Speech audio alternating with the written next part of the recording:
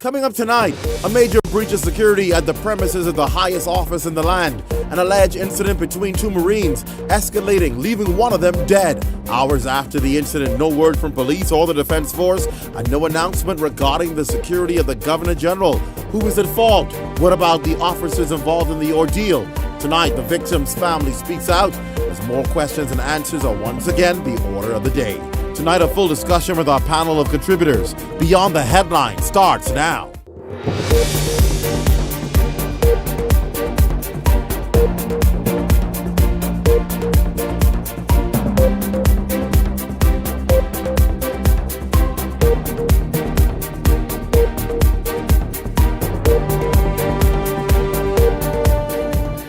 Questions tonight on the safety and security of the residents at houses and really should be the highest level of security in the country. Good evening, everyone. I'm Clint Watson, and welcome to the show tonight. Well, it's something that obviously has caused great concern throughout the country this evening. It's an unfortunate story tonight, but even before we turn to the security concern, the human side cannot be actually overlooked. And indeed, the family is now struggling to come to grips with losing the head of their household after he was senselessly gunned down while on duty at Government House early Sunday morning.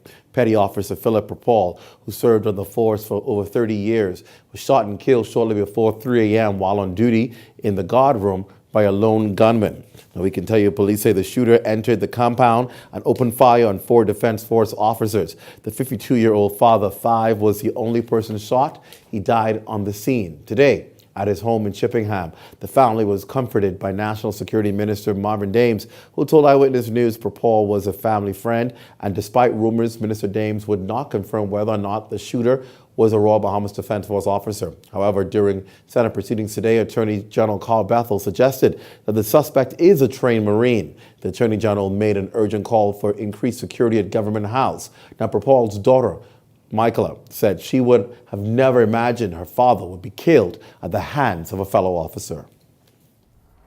This is a drastic loss. It was tragic. Of course, this is unforeseen, unimaginable. Words can't describe the feeling, but it is a major loss in all of our lives. My brother is 14. He's graduating from junior school in a matter of weeks, I guess the next 7 to 8 weeks. That's a graduation that he will not attend, but never in a million years that we would have thought it would ever come to this. One of their own in the line of duty. That is unexplainable. That is unimaginable, highly unexpected, unacceptable. Meanwhile, Rapal's other daughter, Latoya, says this is a loss the family will never be able to recover from. My daddy was a hero. He was my hero, you know. He was there. He was present in our lives. And for him to leave home, we expected him to come back to call us. Even though we don't live here, it's like we live here because we're on the phone for hours, you know, and for him to go and say he's coming back and not to see him again while at work, it's distraughting. Well, as we mentioned at the top of the show, the concern about security is mounting. Opposition leader Philip Davis is tonight questioning whether a change in police and a policy, that is, by the Free National Movement may have contributed to this tragedy. Here's Sanchessa Brown on that story. How was something like this allowed to take place in such a public space that was supposed to have been so secured? The burning question by many following the shooting death of veteran Royal Bahamas Defense Force Marine Philip Rapal, who was gunned down while on duty shortly after 3 a.m. on Sunday. While government has committed to increasing security of government buildings, opposition leader Philip Davis is questioning whether the new administration changed the policy, which called for 8 RBD officers to be stationed at Government House. With only 4 being there, it would seem to be a departure from that protocol that was in place. And the question is whether or not there was a departure from that protocol and whether that departure contributed to what we have today or had today. And I think someone ought to answer that. Davis also questioned why a government that claims to be transparent is allegedly hiding key details of the investigation. Why would they not? I mean, it's been in the news, I think, voicemails over social media by actual Royal Bahamas Defense Force personnel saying that it was another. It's out there already. So why, as the officials try to cover that up, it asks and begs more questions. And why not disclose what has been happening? Now, according to Dame, Sunday's tragic shooting snuffed the life of a dedicated officer who was unaware that the overnight shift would be his last day on the job. A man, a family man, who went to work to make a living for his family, not knowing that it would end so tragic. And this is unfortunately part of the nature of the job of a law enforcement officer. And oftentimes one leaves home with strength and energy, looking forward to the work ahead, but not knowing how it would end. Moving forward, the National Security Minister said that policies and procedures must change in order to protect government buildings, and an independent investigation will be launched. Sancheska Brown, Eyewitness News. Please welcome my guests tonight beyond the headlines contributors Joey Gaskins and Levon Miller. Gentlemen, welcome to the show. Good evening. Thank you. Thank you. There are several angles to this I want to be able to address. And before we do that, obviously want to offer our condolences to the family of the victims involved in this matter. But I want to go principally because I took to social media, and I'm very careful when I go on social media. But some things I think are warranted, and I had to go on social media because here is an incident that took place allegedly around 3 a.m. Sunday morning.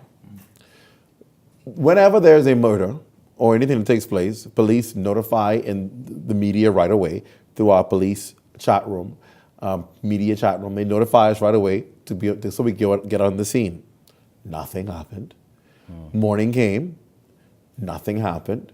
And then other people started calling me saying, "Are you guys aware of?" And I said, interesting enough, no. And so I put the message out in the police chat room. Could somebody please confirm if this is the case? No response. No response. Literally until a long time after. Then somebody came back, not even with a response, a simple press release saying formally somebody, incident took place at a government house, not even saying they were Marines, but the person, was shot and killed, whatever have you, and said that was it. So we responded, the seriousness of this is government house. The highest office in the land is located here, the Governor General. No one's saying anything about this. This happened, we're asking questions, no one's responding. Is this how we handle something like this? This is a direct threat to your national security. Mm-hmm. Because whether she was there or not, and thankfully she was not there, you ought to have gotten ahead of this story and speak to the issue that security was compromised at the highest office in the country, and this is a threat. You ought to get that statement out to other countries because your government house has been compromised with a murder. That's like a murder taking place at the White House.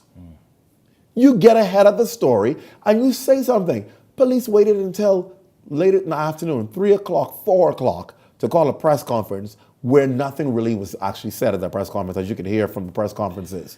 Something's wrong with that. Could this not have been handled, and should it not have been handled differently? Well, Glenn, let me again echo the sentiments of regret to the family of Petty Officer Popal. I actually served alongside Petty Officer Popal a couple of years back at the residence of the U.S. ambassador. He's a Marine's Marine, but Clint, it is always an interesting thing when we try to marry military operations into civilian operations. And I understand the eagerness for people to know, the wanting for people to know, and the desire to know what went wrong. But of course, we're talking about a very controlled environment, government house. Nothing leaves, nothing enters, except it comes in through a protocol. And so I'm not exactly sure what was the commander's intent around that entire situation of being so tight-lipped. I still don't understand what exactly is the commander's intent around being so tight-lipped. But I know that there is always an interesting coming together. Because the military, as you know, in this country, there's very little known about it. Mm-hmm. People don't know their maneuvers, they don't know when they move, they don't know when they come, they don't know how they sail. And so I believe for Mr. Bethel and his command team, this was an incident that was expected to be played out in the limelight. That in fact, because of existing standing orders or because of standing orders that may not exist, we now need to go and figure out how to deal with this, because this will set precedents for any other matter of this nature that we want to come across. Now, I can tell you, I personally disagree, with the Commander Defense Force coming out and doing a press release much later in the afternoon. Sure. I had no problem if he wanted to do it. My concern is you're not the one who deals with crime on Correct. the ground. That's the police job. Correct. The police should have gotten down in front of this story and should have spoken to the media and should have said, this is what's going on. This is our protocol. This is what we are working on. You could even say we're having a press conference later on today, but get ahead of the story. We keep thinking that we live only in this little island. The Bahamas is no longer just a little island. Social media can get to the world. It can get to the other side of the world faster than you can get to your office. Correct. And so my thing is, you have to think that we are a member of the global community. Okay. And you have a duty to also respond to or to set things straight for the global community. If your national house, as we refer to government house, your national house has had a murder on the premises, you get ahead of that story and you put a statement out. The governor general was not at the residence during the time. She is safe. We are investigating security protocols surrounding this. We will update you. Get ahead of the story. Because the word gets out to other nations. Oh, the government house where the governor general is. There was a murder there. Officer shot another officer. You don't want that message getting out. Right. And it will. I mean, I think, and it's not just the Defense Force or the police force, but part of what's missing here, and I know this kind of from my own work experience, is that we don't have in place across government agencies, ministries, even in the private sector, plans for communications around crisis, right? So what are the steps that we take as an agency or as a ministry or as an organization when faced with a crisis to do what you're saying, which is get ahead of the story, right? And crisis communications, we don't have to reinvent the wheel on this. From oil companies to fast food restaurants, each of them have their own crisis communications plan, because at any given moment, something outside of the control of your everyday strategy or your everyday operations will happen. How do you communicate that to people? And a matter of fact, you're so correct, because I wouldn't even wait on the police or the Defense Force. The government house should have its own press agency, as they do. They send out all of these courtesy calls, notifications to us, saying the government general will be meeting this one, the government general will be meeting that. Your own agency and government house should have put a statement out, because you are responsible for protecting that house. And you're responsible for what happens in a house. You should have had a statement, Mr. Idris Reed, whoever is responsible, saying government house is secured. Right. All is well here. The governor general is safe. No one has said it to this day. No one has said yet. That's what happened. The appetite, though, Clint, for information is such an insatiable one that I guess the question becomes, how much do you tell them and when do you tell it to them? Right when it happens. When it happens, you don't have to say everything, but say something. That's a part of, we can talk about it a bit more, but that's a part of what crisis communication is. And I think that's where a lot of people are lacking, is training in these agencies. We're going to a break. We're back after this.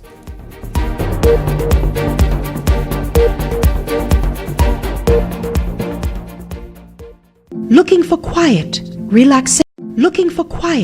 relaxation, elegance, and luxurious but yet affordable pampering? Come and see us at Baja Retreat Spa, East Bay Street next to Luciano's. How about a manicure, pedicure, facial, eyebrow threading, and body sugaring? You can purchase an instant gift certificate online at www.bajaretreat.com or call us at 323-6711.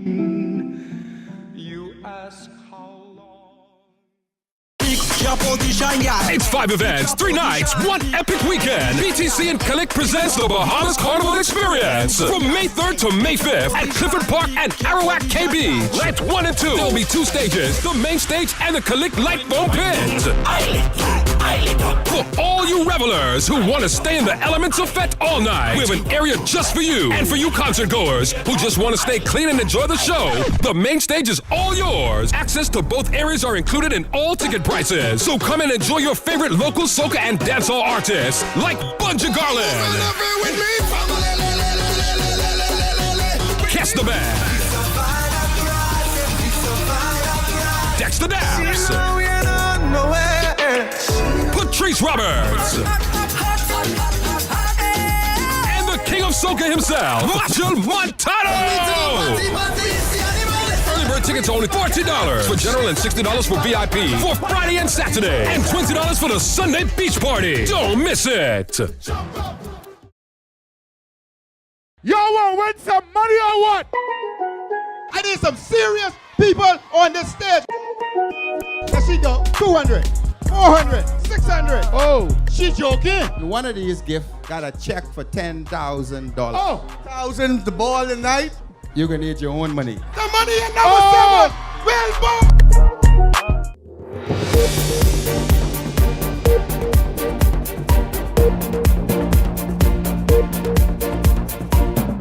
Welcome back. We're having a discussion, talking obviously about what happened this past weekend at the Government House, and we're talking about the need for improved security. And I'm looking through some of the comments online on our live feed, and you know, someone said, "Oh, I'm as clear an expert now in military." No, but I do know media. And I do know how things should be done properly and professionally. And what in a day and age of social media and internet and communications, the way we used to do things before, where we keep it quiet until we're ready to release it, and nobody will know until we say it, don't happen no more. Yeah. Social media that story was out before people even knew it was out. Agreed, though, people were all over Facebook talking about it and commenting on it. And my thing is, you staying silent in the midst of a social media firestorm does no good to our country. Yes. It does no good to the professionalism of the office, because when word gets out about that, relevant agencies around the world are wanting to know, is the Governor General safe? A lot of people saying, well, oh, she wasn't even there, she don't live there, or she was in Exuma. It doesn't matter. People around the world don't know this. Correct. All they know is this is a place where your Governor General is expected to be. This is a residence where we expect her to reside. Whether she resides there or not is not the question. The bottom line is it's an attack on your sovereignty and national security, because Governor Generals of past resided there. So at the end of the day, if something like this can happen, does it bring into jeopardy the safety of the highest office in the land? And if you are not able to provide an explanation to the world as to whether you can keep that office safe, you are now going to cause people to question the sovereignty and security of the Bahamas. That's a bigger question. We need to start thinking big terms and stop thinking so small-minded about, or let the people take their time to investigate and bring it. Imagine if your loved one was the Governor General and you don't know she wasn't in the government house and you hear there's a murder taking place. Aren't you going to want to know about the safety and security of her? And that's why she has agencies there to be able to put out statements. You talked about it. You call it crisis communication, something people obviously don't know about. Yeah, no, I mean, so again, crisis communication is a step-by-step plan when faced with a crisis. It could be a hurricane, it could be an oil spill, it could be something, completely different than all those things. But usually what happens is you address the known facts right off the top, right? So we were talking about this during the break. You would say the Governor General is not in place at the moment. She is safe. You would say that the compound has been secured again. And then you would say something like, as we continue to investigate this incident, we will keep you abreast. You expect a press conference at X time, right? And in the meantime, you'd begin to gather some of the less substantive facts, right? And you try and figure out what's happened around that.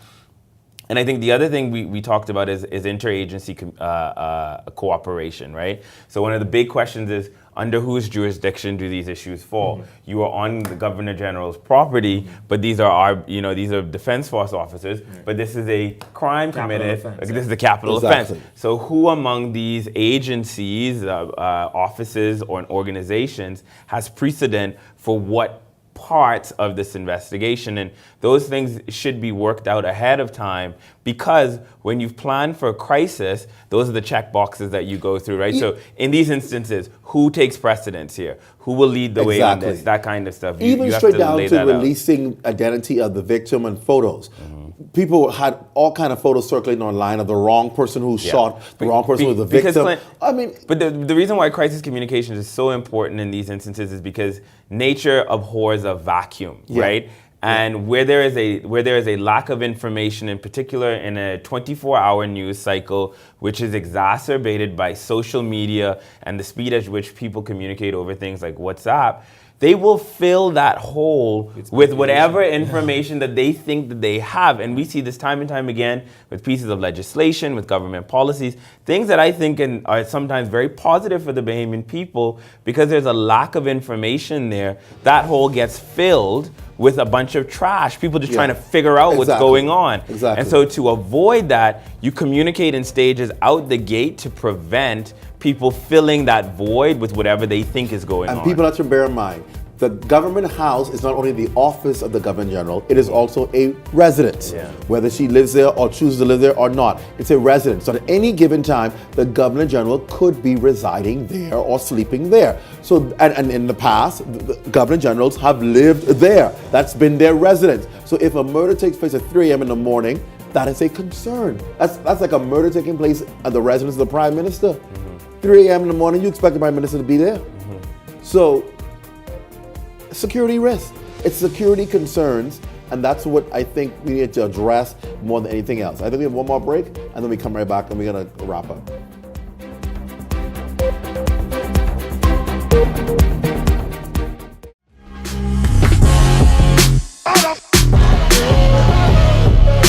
Discover the possibilities. Discover the possibilities.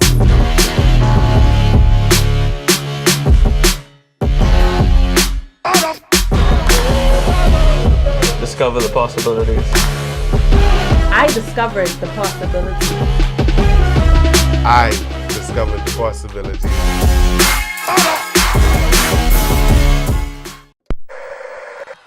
The woman either win $10,000 or $50,000.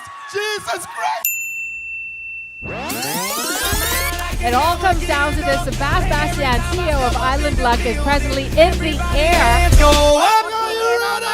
And we got ourselves a winner right here. Let me bring out the leader of the woman there. $20,000. Well, my God.